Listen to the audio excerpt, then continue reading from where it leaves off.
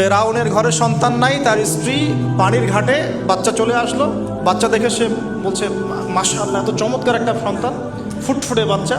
ফেরাউনের কাছে নিয়ে গিয়ে বলছে একে রেখে দেই, লা তাকতুলু, তাকে হত্যা করো না, আসা ইয়ানফা'না আও নাত্তাখিযাহু ওয়ালাদা, তাকে আমরা রেখে দেই, হয়তো সে উপকারে আসবে, অথবা কোনো আমরা তাকে সন্তান হিসেবে গ্রহণ করতে পারি। তো ফেরাউন কিন্তু খুব সতর্ক ছিল, তারপরে আল্লাহ পাক তারই ঘরে মূসা আলাইহিস সালামকে বড় করলেন, সুবহানাল্লাহ। আর মূসা আলাইহিস সালাম ফেরাউনের স্ত্রী দুধও পান করছে না, তখন মূসা আলাইহিস সালাম একজন বোন আছে, সে গিয়ে তাদেরকে খবর দিল যে আমরা কি তোমাদেরকে হাল আদুল্লুকুম আলা মা ইয়াকফুলু, এমন একজনের কথা বলবো যে মূসাকে দুধ পান করাবে, এই বাচ্চাকে দুধ পান করাবে। আল্লাহ পাকের কি কৌশল, আল্লাহ পাক ওই মায়ের কোলেই আবার মূসা আলাইহিস সালামকে ফিরিয়ে দিলেন। এদিকে মায়ের দুধ খাচ্ছে, ফেরাউনের ঘরে বড় হচ্ছে, আবার ফেরাউন একটা বড় অঙ্কের হাদিয়া তার মাকে দিচ্ছে দুধ পান করানোর জন্য। সুবহানাল্লাহ, আল্লাহ পাকের পরিকল্পনা দেখেন। আমি আসলে বুঝাতে পারছি না ভাই, আমার ল্যাঙ্গুয়েজের প্রবলেমের কারণে মাফ করবেন। অনেক তথ্য মাথায় থাকলে কথা বলা টাফ হয়ে যায়। তো সুবহানাল্লাহ, আল্লাহ পাকের পরিকল্পনা দেখুন, যে নবী মুহাম্মদ সাল্লাল্লাহু আলাইহি ওয়াসাল্লামকে মক্কা থেকে তাড়িয়ে দিচ্ছে মানুষ, আল্লাহ রাব্বুল আলামিন সেই মক্কা নবীর পায়ের সামনে এনে দিলেন, সুবহানাল্লাহ, মাত্র 8 বছরের ব্যবধানে। যে বদর যুদ্ধে মুসলিমদেরকে একদম নিঃশেষ করে দেওয়ার প্ল্যান করা হয়েছে, ওই বদরেই আল্লাহ রাব্বুল আলামিন আবু জহেলের মৃত্যু লিখে রাখলেন। যে ইউসুফকে কুয়ায় ফেলে দিল তার ভাইরা, সেই ইউসুফকে আল্লাহ পাক সেখান থেকে রাজপ্রাসাদ, সেখান থেকে কারাগার, সেখান থেকে আবার নিয়ে আসলেন মিশরের পলিটিক্যাল পাওয়ার। আল্লাহর পরিকল্পনা। যে ইয়াসরিব একসময় ইহুদিদের দাপটের জায়গা ছিল, ওই ইয়াসরিব মুসলিমদের পরতলগত করলেন আল্লাহ পাক হিজরত করিয়ে। বাদশাহ নাজাশি আবিসিনিয়ায়, আমি তো মালয়েশিয়াকে একটা আবিসিনিয়া মনে করি, এখানে মাশাআল্লাহ এরকম পরিবেশ আছে, শান্তিপূর্ণ ইসলামী পরিবেশ। বাদশাহ নাজাশির এরকম একটা পরিবেশ ছিল। বাদশাহ নাজাশি কিন্তু মুসলিম ছিল না, সে খ্রিস্টান ছিল। তারপরেও নবীজি বলতেন বাদশাহ নাজাশির রাজ্যে কেউ জুলুমের শিকার হয় না, সুবহানাল্লাহ, যদিও সে মুসলিম ছিল না। ওখানে ইসলাম নিয়ে গেলেন আল্লাহ পাক, ওখান থেকে পুরো আফ্রিকায় ইসলাম ছড়িয়ে পড়লো, সুবহানাল্লাহ। এক খালেদ বিন ওয়ালিদ রাদিয়াল্লাহু আনহু, যার হাতে উহুদ যুদ্ধে বহু মুসলিমের প্রাণ গিয়েছে না, সেই মানুষকে আল্লাহ রাব্বুল আলামিন হেদায়েত দিয়ে 100টা যুদ্ধ করিয়েছেন, সুবহানাল্লাহ। আল্লাহ পাকের পরিকল্পনা আমরা বুঝতে পারবো না, আল্লাহ পাকের পরিকল্পনা আমরা বুঝতে পারবো না। ওমা কারুল্লাহ, তারা কৌশল করে, আল্লাহ পাকও পরিকল্পনা করে। দেখেন এই যে প্যালেস্টাইন নিয়ে এত সমস্যা করছে না, আল্লাহ পাকের কি পরিকল্পনা, সুবহানাল্লাহ। আল্লাহ পাক সমস্ত জিউসদেরকে ওইখানে একত্রিত করেছেন, কেন জানেন? আল্লাহ পাক এই যে 1914 থেকে নিয়ে 2023 এই যে সালগুলো চলছে, 100 বছর, লাস্ট 100 বছরে সারা ওয়ার্ল্ডের জিউসদেরকে ওইখানে একত্রিত কেন করেছেন জানেন? যেইভাবে আল্লাহ পাক ফেরাউনের দলবলকে লোহিত সাগরে ডুবিয়ে দিয়েছেন, ওইভাবে আল্লাহ পাক প্যালেস্টাইনিদের সবাইকে ডুবাবে ইনশাআল্লাহ। এটাও আল্লাহ পাকের একটা বড় পরিকল্পনা। এটা ওরা বুঝতে পারছে না, কিন্তু সময় সাক্ষী দেবে ইনশাআল্লাহ। দেখে নিন, আমরা 100% হলফ করে বলতে পারি এটা হবেই ইনশাআল্লাহ। এই কারণেই লাস্ট এই যে অটোম্যানদের ডিফিটের পর থেকে নিয়ে 1970 থেকে নিয়ে যে first world war, second world war করতে করতে সব জায়গা থেকে জিউসরাকে একত্রিত করেছে এখানে, বিকজ অফ লাস্ট একটা সর্বশেষ একটা ম্যাসাকার আল্লাহ পাক করবেন এদেরকে ইনশাআল্লাহ। কার হাতে? ঈসা আলাইহিস সালামের হাতে। আমাদের উম্মতের মধ্যে কে নেতৃত্ব দিবেন? ইমামুল মাহদি, যার নাম হবেন মুহাম্মদ। তার নাম কি? মুহাম্মদ। তার বাবার নাম আব্দুল্লাহ, তার মায়ের নাম হবে আমিনা। তো এটাও ক্লোজিং টাইম। এখন আসুন, তো আল্লাহ পাকের কি পরিকল্পনা। যৌবনকালটা আল্লাহ পাক মূসা আলাইহিস সালামকে ফেরাউনের ঘরেই কাটালেন, এবং আল্লাহ পাক মূসা আলাইহিস সালামকে দুটো গুণাবলী দিয়ে বড় করলেন। দুটো গুণাবলী মনে রাখবেন। এক হচ্ছে কওয়ি, তিনি শক্তিশালী ছিলেন, ফিজিক্যালি অনেক শক্তিশালী ছিলেন। আমিন মানে বিশ্বস্ত ছিলেন, কওয়িউল আমিন, মনে থাকবে ইনশাআল্লাহ। আমরাও আল্লাহর কাছে দোয়া করি, আল্লাহ আমাদেরকে কওয়ি বানিয়ে দিন এবং আমিন বানিয়ে দিন, আমিন। এবার যৌবনে উপনীত হয়েছেন, টকবকা রক্ত, বাইরে বের হয়েছেন। বাইরে বের হয়ে দেখছেন যে দুজন ব্যক্তি লড়াই করছে, রজুলান, দুজন ব্যক্তি মারামারি করছে। একজন মিন শিয়াতি, তার বনু ইসরাইল কওমের মধ্যে, আরেকজন হচ্ছে আদুবি, তার শত্রুর মধ্যে। তো মূসা আলাইহিস সালাম গিয়ে সাহায্য করতে চাইলেন তার কম। আমরা বলি না দেশি ভাই সাপোর্ট দিই, তাই না? আচ্ছা, তো মূসা আলাইহিস সালাম গিয়ে সাপোর্ট দিতে গিয়ে শুনেন, ফাওয়াকাযাহু মূসা ফাকাদা আলাইহি, মূসা আলাইহিস সালাম মাত্র একটা ঘুষি দিয়েছেন, এক ঘুষিতেই ওই ব্যক্তি ডেড, স্পট ডেড। এই যে আমি গত একটা লেকচারে বলেছিলাম, চাইনিজ কন্টিনেন্টে যে মার্শাল আর্টসগুলো গড়ে উঠেছে, এই কোরআন থেকে গড়ে উঠেছে। তার আগে ওদের সভ্যতা ছিল, সংস্কৃতি ছিল, ঠিক আছে। এক ঘুষিতে মানুষ মারা যায়, এটা কোরআন বলেছে। এক ঘুষিতে মানুষ মারা যায়, এটা কোরআন বলেছে। ওরা এখন রিসার্চ করে বের করে যে 6টা-7টা স্পট আছে মানুষের দেহে, এক ঘুষিতে মানুষ মারা যেতে পারে। কোরআনকে আমরা মূল্যায়ন করি না, কিন্তু কোরআনকে সারা দুনিয়ার অমুসলিমরা মূল্যায়ন করে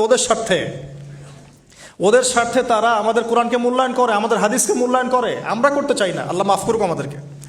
আমরা কোরআন পড়তে চাই না, গবেষণা করতে চাই না, অর্থ বুঝতে চাই না, একটু আরবি ভাষা শিখতে চাই না, কোরআনের বালাগাত ডেইলি একটু তেলাওয়াত করবো এক পারা, সেটা করতে চাই না। আল্লাহ পাক আমাদেরকে মাফ করুক এবং কোরআনওয়ালা বানিয়ে দিন, আমিন। কথাগুলো বলার উদ্দেশ্য আপনাদেরকে আঘাত করা নয়, আমি জাস্ট আপনাদের কলবে একটু ধাক্কা দেওয়ার চেষ্টা করছি, যাতে করে আপনারা সবাই কোরআন তেলাওয়াত করেন ডেইলি এক পারা করে। আল্লাহ কবুল করে নেবেন। এবার আসুন, দেখুন এবার কি হলো, এটা ইন্টেনশনালি ছিল না, আনইনটেনশনালি মুসা আলাইহিস সালাম এখন কিন্তু মানে হত্যার অপরাধী হয়ে গেছেন, তাই না? ফেরাউন তাকে ধরার জন্য বের হয়েছে দলবল নিয়ে, ওকে ধরতে হবে, এবার অ্যারেস্ট করতে হবে।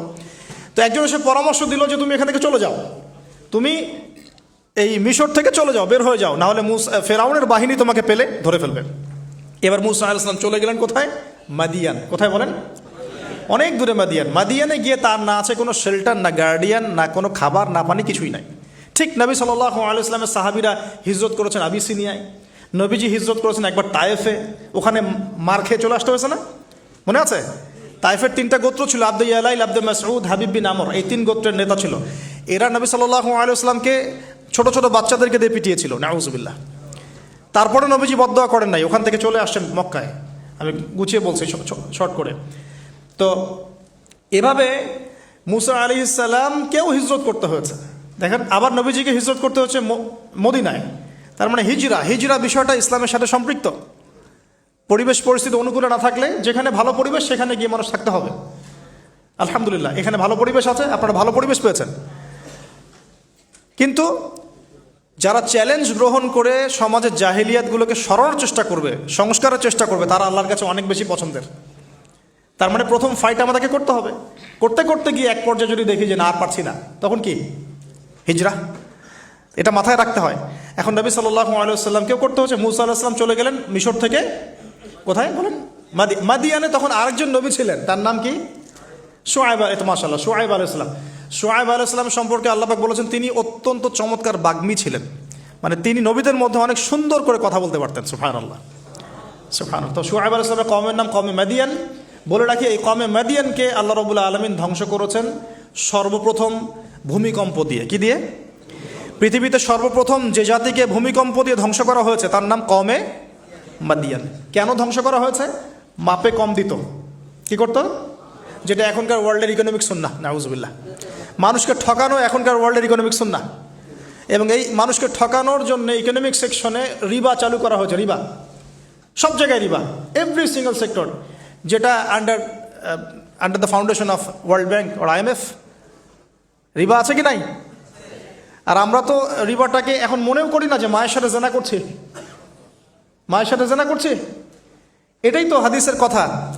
রিবার 70 শাখা আছে পাপের, 73 শাখা আছে পাপের, সর্বনিম্ন শাখা মায়ের সাথে জেনা করা, নাউজুবিল্লাহ। তো এটা ইকোনমিক সুন্নাহ হয়ে গেছে না এখন? মানুষকে ঠকানো, মাপে কম দেওয়া, রিবা। আর আমরা তো মাশাআল্লাহ ঘুষ ছাড়া কিছু হয় না, দুর্নীতি ছাড়া হয় না, টেবিল পাসই হচ্ছে না।